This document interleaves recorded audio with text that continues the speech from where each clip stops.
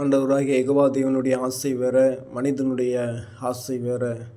ஆமென். தேவனுடைய ஆசை, அவர் இந்த உலகத்தில் வந்து எல்லா மனுஷர்களும் ஆண்டவராக இயேசு கிறிஸ்து ரத்தத்தினாலே கழுவப்பட்டிருக்க வேண்டும், பாவமன்னிப்பு நிச்சயத்தை பெற வேண்டும். அது மட்டுமல்ல, ஒரு ஜனம் கூட கெட்டு போகக்கூடாது, எல்லா ஜனங்களும் காப்பாற்றப்பட வேண்டும் என்று சொல்லி அவருடைய ஏக்கமாக எண்ணமாக இருக்கிறது. நிறைய பேர் சொல்கிறாங்க, அவர் தாமதிக்கிறாரு. ஏன் தாமதிக்கிறார்? 2000 வருஷமாக இயேசு கிறிஸ்து வரந்தானே சொல்கிறாங்கன்னு சொல்லி கேள்விகள் பண்ணுறவங்களும் இன்றைக்கு அதிகமாக இருக்கிறாங்க. அருமையான சகோதரர்களை, ஏன் தாமதிக்கிறார்?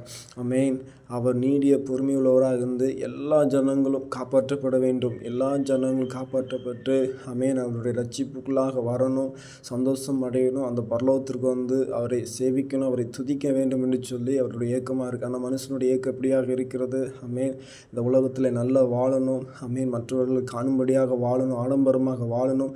அப்படி வாழ்ந்து நான் என்னுடைய பின் வாழ்க்கையில் என்னை பற்றி மற்றவர்கள் புகழ்ந்து பேச வேண்டும் என்று சொல்லி வாழ்ந்து கொண்டிருக்கிறான். இது என்னுடைய ஆசையாக இருக்கிறது. அப்படிப்பட்ட ஆசை கடவுளுடைய ஆசையாக இல்லை. எல்லா ஜனங்களும் காப்பாற்றப்பட வேண்டும் என்று சொல்லி நாம் ஆண்டவருடைய நாமத்தை மேம்படுத்த ஆண்டவரிடத்தில் விண்ணப்பம் பண்ணுவோம். ஆண்டவர் நமக்கு உதவி செய்வாராக.